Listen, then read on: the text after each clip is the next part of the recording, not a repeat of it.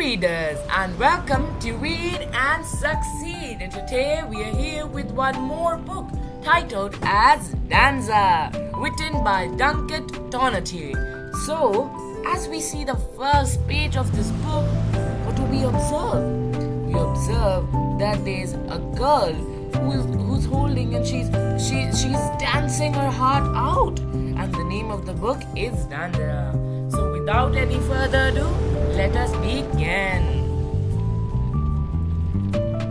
Amalia Hernández was born in Mexico City in 1917, and everyone assumed she would grow up to be a school teacher like her mother and her grandmother. Even Ami, as everyone called her, expected that. But one afternoon, while her family was on vacation, Ami saw a pair of dancers in a town square. They stomped and swayed to the live music. The danzas that they performed had been danced by people of that area for generations. Ami was hooked. She made a decision. She was going to become a dancer herself.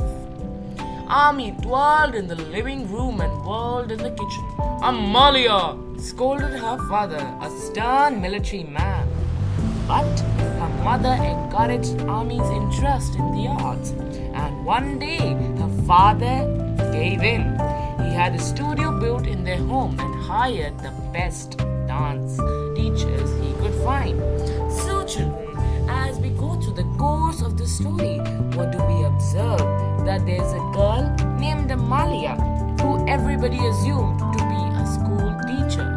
However, when she saw some dancers in that area, she wanted to become a dancer from that moment. And after some time, her parents were also supportive of her. And then she started doing dance classes. So, let's continue. After school, Ami studied ballet with Madame Dambre, who had danced with the Paris Opera, and Professor Zybin, who had danced with Pavlova's world-renowned Russian ballet. Ami worked on her technique and made sure she always pointed her feet. She perfected the different structured positions and became an accomplished ballerina. In 1939, two dancers from the United States visited Mexico City, where Ami lived. They performed a new style of dance called modern. Amalia was deeply impressed. The movements were expressive, and they could be jarring when compared with the delicate movements of ballet. Ami met Waldine, one of the modern dancers, and began to study with her. She also continued to practice ballet. So Ami was very talented and disciplined. In time, she became a dance teacher and a choreographer herself. A choreographer is a person who creates dance steps and arranges them together to create new dance pieces. In 1952, after rehearsing for months, Ami and other dancers gave a performance. They presented many different dances, but the one with the audience clapped for the most was a piece called Sones de Mocayano. Ami was a choreographer, and the dance was similar to the regional dancer, and she had seen the town square when she was a little girl. So we can see that Ami has grew up to be a dancer and a choreographer, and people love her, they clap for her, and right now she's presenting a dance with a big audience watching her. Ami had an idea. She decided that she would create ballets based on the folkloric danzas from the different regions of Mexico. She was so excited that she formed her own company with 7 other dancers. Ami began to travel to villages all around the country to learn as much as she could about the area's traditional dances. She read about the history of each place and talked with elders. When possible, she participated in the danzas herself. She paid special attention to the steps, the music, and the outfits of the people they wore. After returning home, Ami would go to the dance studio. The Danzas and ballets she saw in the village were for the ceremonial purposes, like celebrating a patron saint or hoping for a good harvest. Other items, the dance happened so people could have fun and made new friends. However, the dance pieces Ami was creating were meant to be performance for audiences to watch in the theater. Ami used her skills as a choreographer and a knowledge of both ballet and modern dance to make the pieces innovative and beautiful. She made sure the dancers wore dazzling costumes, and there was dramatic lighting and spectacular backdrops. So after getting to know that Ami had become a successful choreographer and dancer, she wanted to carry out that old tradition of danzas that she saw in the street last time when she was a small girl.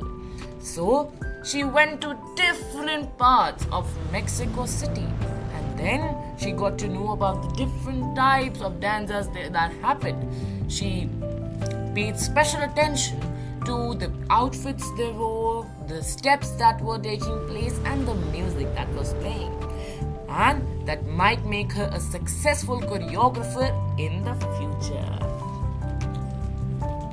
Audiences loved the folkloric ballets, and Amalia's dance company quickly became very famous. In 1954, they performed on the Función de Gala television show.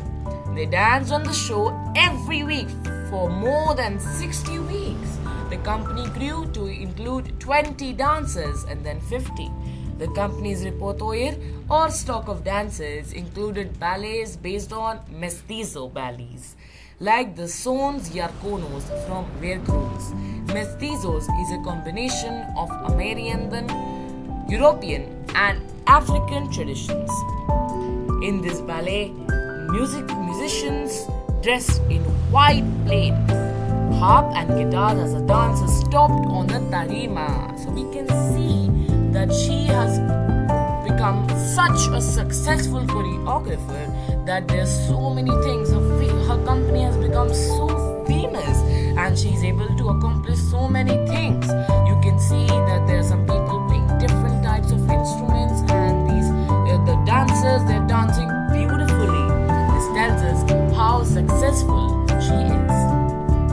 The company's repertoire also included ballets based on indigenous dances like La Danza de Venado from Hawaii in the Sonoran Desert, and Los Quetzales from the Nuhaus and Tonocon people in the Valley of Mexico.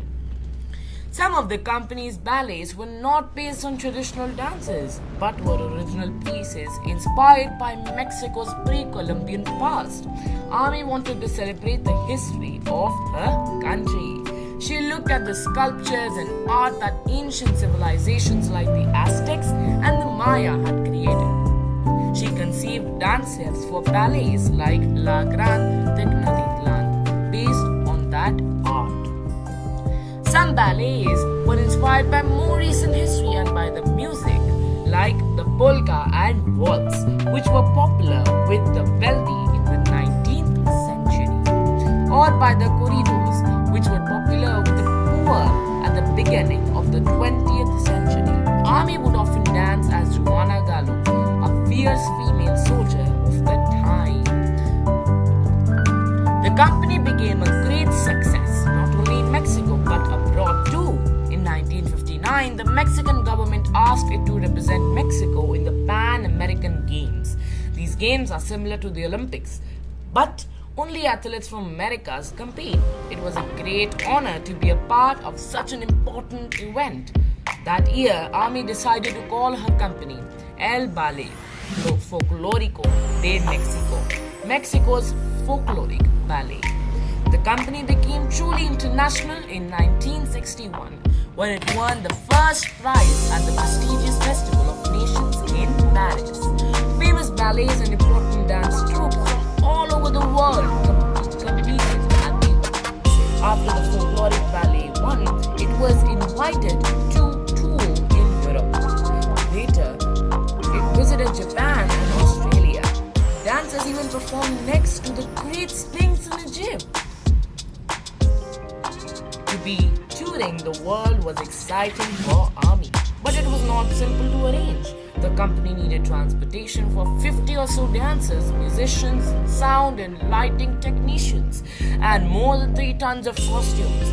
Ami decided to stop dancing so she could focus on choreographing and directing the company.